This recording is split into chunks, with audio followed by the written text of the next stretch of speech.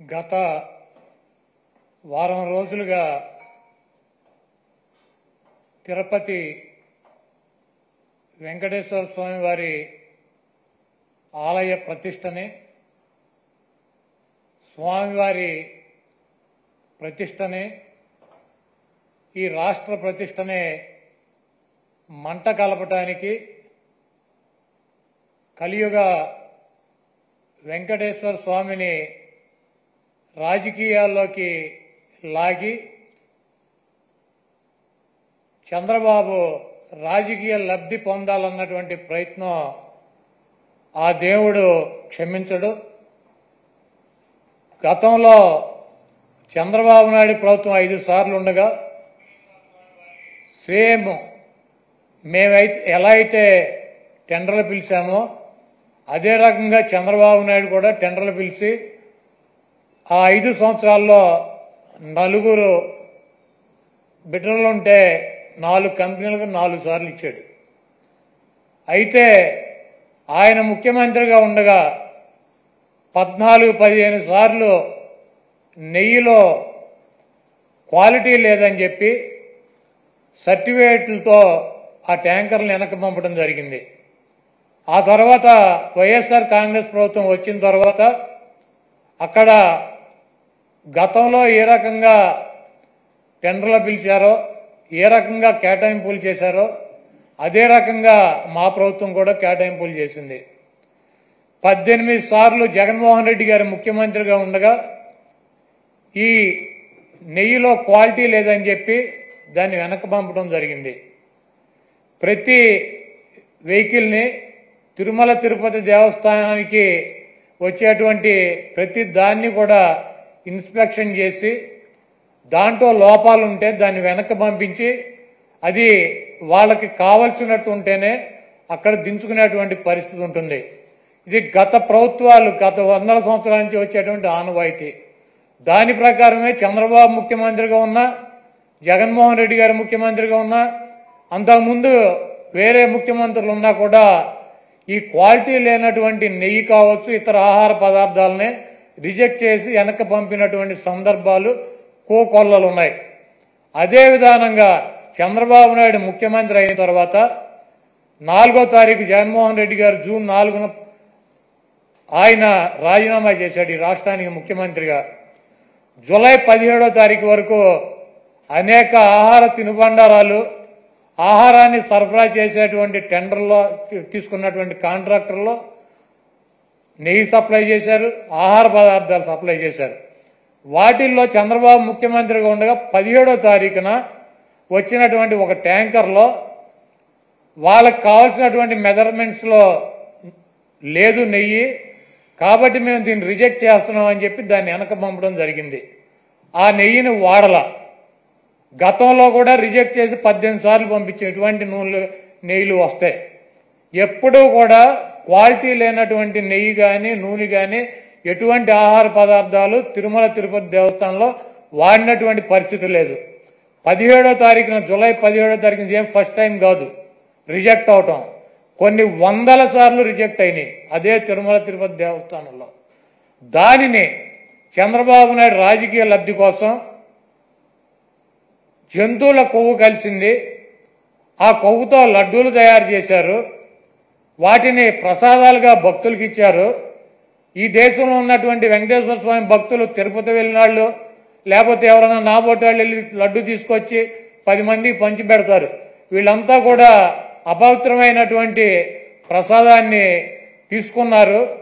కాబట్టి జగన్మోహన్ రెడ్డిని శిక్షించాలి అని చెప్పి చంద్రబాబు నాయుడు రాజకీయ ప్రయోజనాలు ఆశించి సొంత మామనే రాజకీయాల కోసం, పదవి కోసం, పార్టీ కోసం దిగజార్చి ఆయన మీద ఏ రకమైతే నిందలేసి ఆ పార్టీని తీసుకున్నాడో రాజకీయ లబ్ధి కోసం, అదేవిధంగా జగన్మోహన్ రెడ్డి గారు ఇబ్బంది పెట్టాలి రాజకీయంగా అని చెప్పి ప్రత్యక్షంగా కలియుగ దైవమైనటువంటి వెంకటేశ్వర స్వామినే ఆయన ప్రసాదాన్నే రాజకీయాల్లోకి లాక్కొచ్చేసినటువంటి దుర్మార్గమైనటువంటి వ్యక్తి చంద్రబాబు నాయుడు. ఈరోజు ఇటువంటి దుర్మార్గం చేసి ఆలయ ప్రతిష్టని, వెంకటేశ్వర స్వామి విశిష్టతని దెబ్బతీసినటువంటి ఈ చంద్రబాబు నాయుడు గారికి బుద్ధి రావాలని చెప్పి దీనిలో ఎటువంటి తప్పు జరగలేదన్నది ప్రజలకి తెలవాలని చెప్పి 1కి 10 సార్లు చెబుతున్నాం. ఎందుకంటే ఆ ప్రసాదం సేవించినటువంటి ఏ భక్తుడు కూడా కల్తీ ప్రసాదాన్ని తీసుకోవాలా, అక్కడ రిజెక్ట్ అవుతుంది.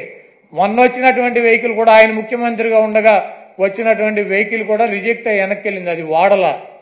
అటువంటి పొరపాటు తిరుమల తిరుపతి దేవస్థానంలో జరగడానికి అవకాశం ఉంటుందో అక్కడ ఉన్నటువంటి బోర్డు కానీ, అక్కడ ఉన్నటువంటి ల్యాబులు కానీ, అక్కడ ఉన్నటువంటి ఉద్యోగులు కానీ ప్రతి వస్తువుని టెస్ట్ చేసే లోపలికి అనుమతి ఇచ్చేటువంటి పరిస్థితి ఉంటుంది. రిజెక్ట్ అయిన సందర్భాలు కోకొల్లలో ఎవరూ కూడా మేమేదో అపచారం చేశామనో లేకపోతే జంతువులు కొవ్వు కలిసినటువంటి ఆహారం తిన్నామనో ఎవరు కూడా బాధపడాల్సినటువంటి అవసరం లేదు. ఇది గతంలోనూ జరిగింది, ఇది ప్రాసెస్ జరుగుతూనే ఉంటుంది. ఎక్కడా కూడా ఏ ల్యాబ్ కూడా డైరెక్ట్గా దీంతో పశువులకు సంబంధించినటువంటి కొవ్వు కలిసిందని చెప్పి ఇవ్వాల. ఇలా జరిగి ఉండొచ్చు, అలా జరిగి ఉండొచ్చు. దీని మీద ఇంకా క్షుణ్ణంగా పరిశీలించాలని చెప్తే ఆ పనికిమాలిన రిపోర్ట్ ఒకటి తీసుకొచ్చి ఇది జరిగిపోయింది, తినేశారు, వండేశారు, స్వామికి పెట్టేశారు అని చెప్పి ఒక దేవుణ్ణి అడ్డం పెట్టుకుని రాజకీయాలు చేయడానికి దిగజారిపోయినటువంటి వ్యక్తుల్ని ఏమనాలి? ఇటువంటి వ్యక్తి ఈ రాష్ట్రానికి ముఖ్యమంత్రి.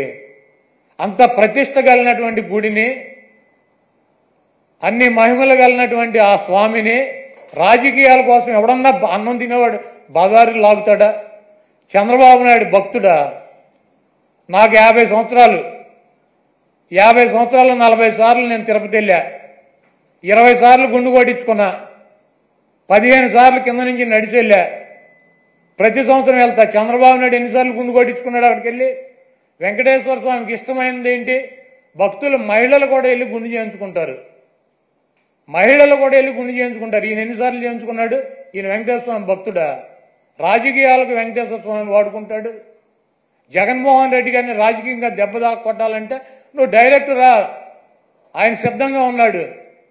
వెంకటేశ్వర స్వామిని, మతాలని, కులాలని విచ్ఛిన్నం చేసి ఇది పెద్ద కుట్రగా మేము భావిస్తున్నాము. దీని మీద ఎటువంటి ఎంక్వైరీ అయినా సిద్ధంగా ఉన్నామని చెప్పి జగన్మోహన్ రెడ్డి గారు సుప్రీంకోర్టు న్యాయమూర్తికి, ప్రధాన న్యాయమూర్తికి లేఖ రాశారు. అదేవిధంగా ప్రధానమంత్రికి లెటర్ రాశారు. మీరు ఎటువంటి విచారణ జరిపినా వైఎస్ఆర్ కాంగ్రెస్ పార్టీ మేము సిద్ధంగా ఉన్నామని చెప్తే సిట్ అని చెప్పి ఈయన సిట్ అంటే కూర్చున్నవాడు, స్టాండ్ అంటే నుంచున్నవాడు ఒక ఆఫీసర్ని వేశాడు. ఏం రాస్తాడు? లోకేష్ దగ్గరికి, ఈయన దగ్గరికి వెళ్ళి ఏం రాయమంటారు సార్ అని చెప్పి అడిగి రాస్తారా సిట్ రిపోర్టు? మీకు దమ్ముంటే సుప్రీంకోర్టు ప్రధాన న్యాయమూర్తితో విచారణ జరిపించండి, లేకపోతే సిబిఐతో విచారణ జరిపించండి. ఏమీ లేవు. సిట్ అంటే కూర్చునేవాడు, ఈయన కూర్చోమంటే కూర్చునే సిట్ అనే ఒక పోలీస్ ఆఫీసర్ని వేసి విచారణ జరిపిస్తాడంట. ఇంకా పైన చెబుతాడు మక్కిలు ఇరక్కొడతా. ఎవడ మక్కిలు ఇరక్కొడతాడు? కాకినాడ ఎమ్మెల్యే ఒక ఎస్సీ ఒక కాలేజీ ప్రొఫెసర్ని మక్కిలు ఇరక్కొట్టాడు. నువ్వేం చేసావు? ఎమ్మెల్యే మక్కిలు ఇరక్కొట్టావా? వెస్ట్ గోదావరి జిల్లాలో ఈ రాజ్యాంగాన్ని రచించినటువంటి డాక్టర్ బిఆర్ అంబేద్కర్ గారి పటాన్ని చించి అవతల వారేశాడు. అక్కడ దళితులు ఆందోళన చేస్తున్నారు 2 చోట్ల కూడా. నువ్వేం చేసావు? 2 ఎమ్మెల్యేలు మక్కిలు ఎరకొట్టావా? ఈ రాష్ట్రంలో నీ పార్టీ కార్యకర్తలు, నాయకులు బరి తెగించి రోడ్ల మీద వైఎస్ఆర్ కాంగ్రెస్ పార్టీ కార్యకర్తలను చంపుతున్నారు, నాయకులను చంపుతున్నారు. వీళ్ళ మక్కిలు ఎరకొట్టావా? వాళ్ళ మీద కనీసం కేసులు పెట్టగలిగావా? నువ్వు నీ పార్టీ వాళ్ళ మక్కిలు ఎరకొట్టలేవు, నువ్వు వచ్చి అవతల వాళ్ళ మక్కిలు ఎరకొడతా. ఇవన్నీ పోసుకోవాలి కబుర్లు ఎందుకు? నీకు దమ్ముంటే నీ పార్టీలో జరుగుతున్నటువంటి అక్రమాలు, నీ పార్టీ ఎమ్మెల్యేలు, నీ పార్టీ కేడర్ చేస్తున్నటువంటి దుర్మార్గాలనే అరికట్టు, వాళ్ళ మీద చర్యలు తీసుకో. నువ్వు ఇవన్నీ చేయకుండా నొట్సలతోనే ఒకటి చెబుతావు, నోటితోనేమో ఒకటి చెబుతావు. ఇక 24 గంటల దేవుడైనా రాజకీయమే, మావైనా రాజకీయమే, ఏదైనా రాజకీయమైనా మన బతుకు. కాబట్టి చంద్రబాబు నాయుడు చేసినటువంటి ఈ దుర్మార్గానికి వెంకటేశ్వర స్వామి మీద ఆయన ప్రసాదం మీద జరిగినటువంటి బురదకి ఆ స్వామిని క్షమించమని చెప్పి ఈ చేసినటువంటి చంద్రబాబు చేసినటువంటి ఈ దుర్మార్గానికి ఈ పాపానికి ఏమన్నా శిక్ష వేస్తే ఆయనకి వేయండి కానీ ఈ రాష్ట్ర ప్రజలకు కానీ దీంట్లో తెలవక ఎవరన్నా సమిధులైతే వాళ్ళని వదిలేయమని చెప్పి 28వ తారీఖున వైఎస్ఆర్ కాంగ్రెస్ పార్టీ నాయకులు కార్యకర్తలు అదేవిధంగా ఆ వెంకటేశ్వర స్వామి భక్తులు మీకు అందుబాటులో ఉన్నటువంటి దేవాలయాల్లో పూజలు చేసి చంద్రబాబు చేసినటువంటి ఈ పాపాలకి చంద్రబాబు చేసినటువంటి ఈ దుర్మార్గానికి చంద్రబాబు దిగజారిపోయినటువంటి ఈ దిగజారుడుతనానికి పశ్చాత్తాపంగా మేమందరం కూడా ఈ రాష్ట్రం సౌభాగ్యంగా ఉండాలని చెప్పి వెంకటేశ్వర స్వామికి కానీ వెంకటేశ్వర స్వామి ప్రసాదానికి కానీ ఎవరూ కూడా హాని చేయలేరు. అది చెయ్యాలన్నటువంటి తలంపు వచ్చినా కూడా చెయ్యవసరంలో తలంపు వచ్చినా కూడా ఆ స్వామే చంద్రబాబు కన్నా మహిమ ఉన్నవాడు, చంద్రబాబు కన్నా ఎక్కువ అధికారం ఉన్నవాడు.